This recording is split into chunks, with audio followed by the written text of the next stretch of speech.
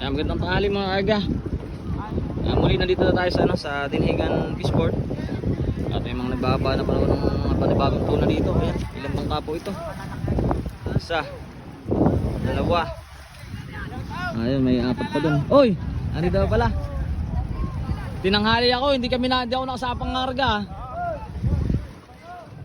Ayun, mga bagong tuna mga agaw. Uy, malalaki. Galing yata ito ng Tignuan. Tignan natin to. Pagkakasabay na to. Isa. Ayun po, nagkakabarin po yung isang sa Amido. Ano, maliit na bangka lang po. Pag-isa na sila ng isda.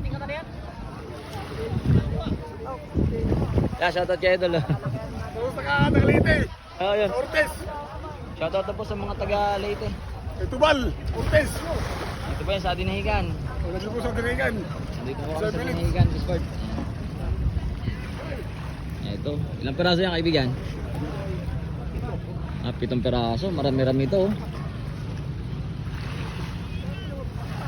7 peraso daw po huli nito, bangka to. Malamang taga ano to, taga Real.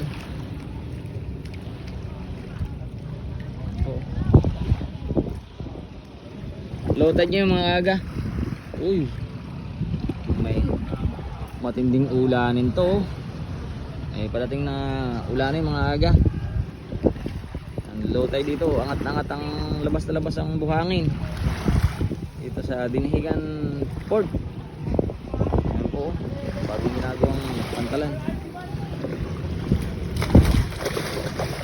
Tingnan natin dito, malaki-laki yata itong isa.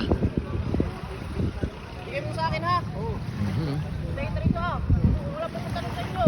Gumagawa sa bahay. Magkakasabay na po nagbaba ng tuna. Meron doon.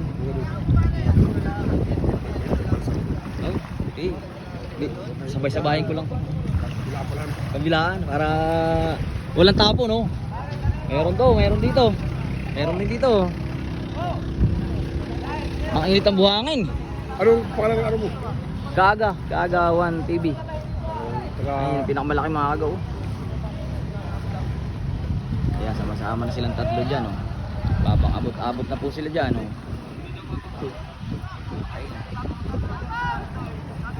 Ilang kaya huli nito? Liit na bang kalangan nun? Tigil. Ito, 7 daw to, ay 7. Dito lang tayo sa gitna mga aga at ano, medyo pag lumapit tayo doon, di natin makukuhaan tong isa, oh. Sabay-sabay sila ng baba. Ganda-ganda to, isdaan to. Malaki. 30 ha, may higit yan, no? Ito sa mga ano lang to, mga 20 lang to. 20han. Ayan po. Marami na nagbaba kaya kanina? Wala pa. Hulog ng ano, isang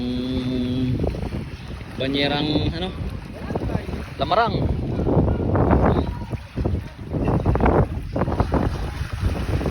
Isang banyerang lamarang.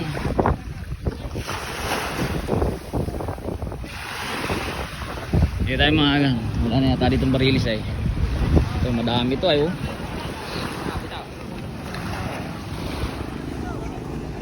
Dito na. Meron din pala si Rizan. Ang mga agaw, sunod-sunod na.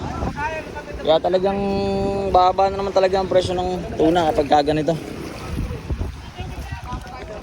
Dahan-dahan binababa. Ito malaki-laki. Sa presyo po ng tuna mga aga, ganun pa rin po naglalaro ang ating presyo ng isda. Parang katulad din kahapon. Nasa 200 o 210.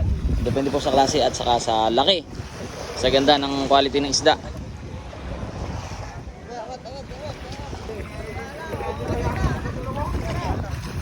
Bago.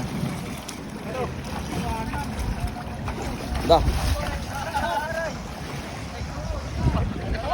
Ulan na.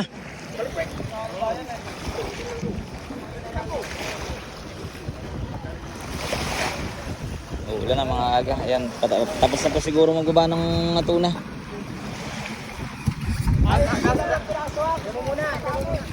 Nasa Saan? Yun pa, doon tayo sa pangalawang mga. Ha? Mo! Mo! Ito, dalawang traso? Oo,